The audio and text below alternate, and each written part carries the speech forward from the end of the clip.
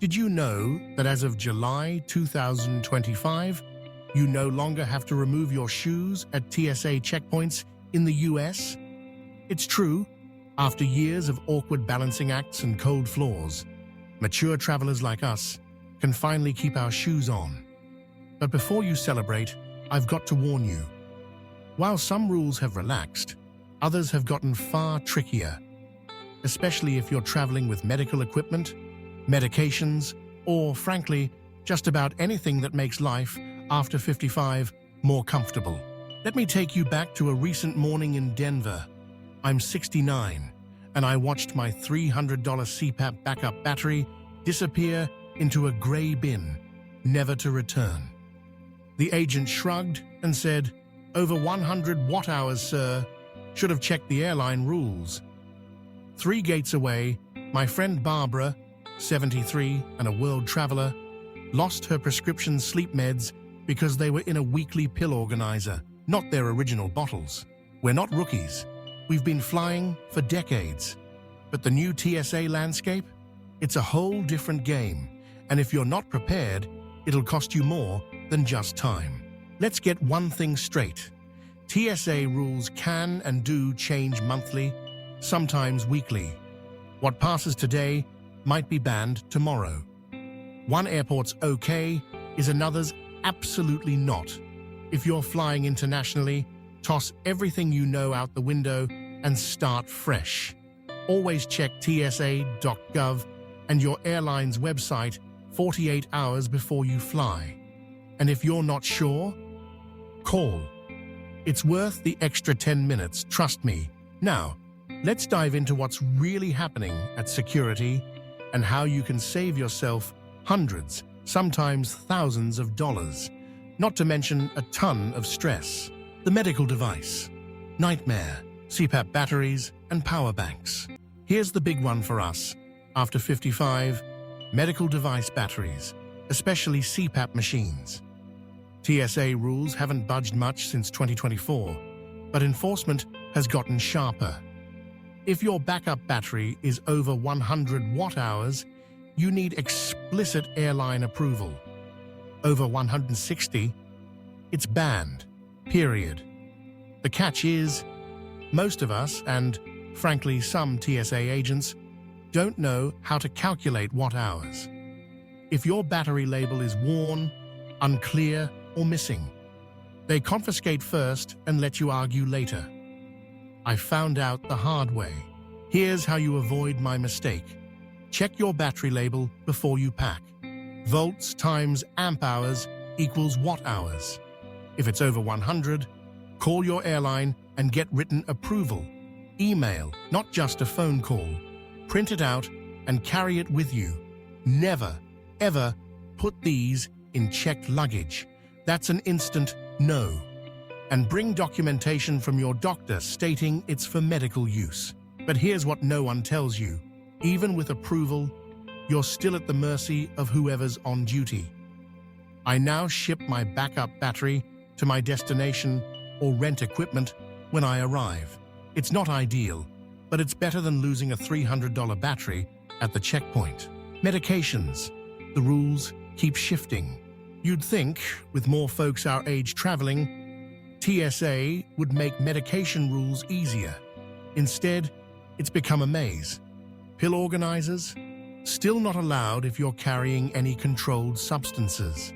Bring those sleep aids, pain pills, or anxiety meds in anything other than the original prescription bottle, and you risk delays or outright confiscation. Prescription meds, including liquids, creams, and eye drops, are exempt from the 3.4-ounce liquid rule, but only if they're in original, clearly labeled containers. That Monday through Sunday organizer your doctor swears by? If it contains Ambien or anything controlled, it's a red flag. My friend Margaret, age 70, spent half an hour being questioned because of hers. She made her grandson's wedding by the skin of her teeth. The best solution? Bring medications in their original pharmacy bottles, even if it means lugging around 10 containers. It's irritating, but it's the only way to avoid problems. For international trips, research your destination's regulations because some countries ban medications that are perfectly legal here. And always keep a doctor's note listing your prescriptions, plus photos of each bottle and prescription on your phone. Protein powders, supplements, and the 12-ounce rule. If you're a health-conscious traveler bringing protein powder or supplements, beware. Anything powdered over 12 ounces gets extra screening. Unlabeled powders, instant confiscation. I saw a 71-year-old lose $60 worth of collagen because she'd pre-portioned it into Ziploc bags. Agents explained that powders can mimic explosives in scanners. The workaround: bring sealed, labeled containers under 12 ounces. If you need more, buy it at your destination. And if you're gifting pancake mix to the grandkids, leave it in the original packaging. Otherwise, it'll never make it past security. Smart luggage, still a trap. Smart luggage, those fancy bags with built-in chargers, are still causing headaches. If the lithium battery can't be removed without tools, the entire bag is refused, not just the battery.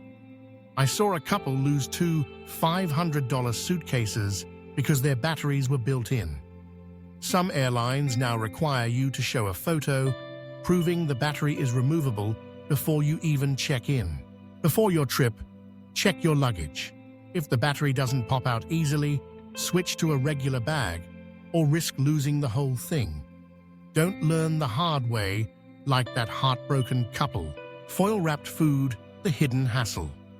Bringing your own food because of dietary restrictions? Avoid aluminum foil at all costs. Foil blocks the scanner, so TSA will unwrap everything, swab it, and sometimes even discard it. The 77-year-old woman ahead of me in Phoenix had her entire lunch ruined this way. Wrap food in clear plastic, parchment, or transparent containers. TSA needs to see what's inside. A little planning saves you a big headache and your meal. Mobility aids, more than meets the eye. Mobility aids, canes, walking sticks, seat canes are under closer scrutiny. Anything with a hidden compartment or sharp metal tip is suspect. One friend lost his favorite walking stick because its metal tip was deemed a potential weapon. Decorative cane toppers can get flagged too. Check your mobility aids and remove any features that could be misunderstood. If you need modifications for medical reasons, get a doctor's note and carry supporting documents. Pain management equipment, gel packs, heating pads, and more. Heating pads and cooling packs for arthritis or injury.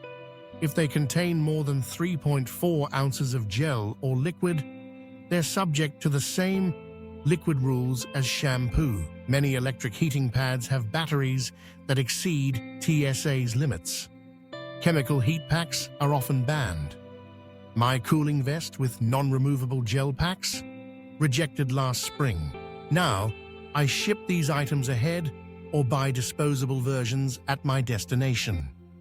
Declare everything as medically necessary, but know that success varies by agent and airport.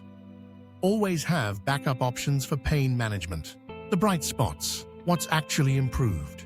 Here's some good news. As of July 2025, you can keep your shoes on at security in US airports. An advanced liquid scanning technology is rolling out, so in the future, the 3.4-ounce rule may be relaxed or scrapped entirely. But for now, that rule still applies to non-medical liquids. Another win, TSA PreCheck. For $78, you get 5 years of expedited screening. No removing shoes, laptops, or liquids. It's been a game changer for me and for many friends after 55 who travel even a couple of times a year. How to protect yourself at security in 2025. Arrive early, earlier than you think you need. We need time to remove items, explain medications, and if something is confiscated, to recover and repack. Keep everything valuable, especially medical equipment, in your carry-on, but know the carry-on rules down to the letter. Document everything. Take photos of prescriptions, model numbers, and doctor's notes, and keep digital and paper copies.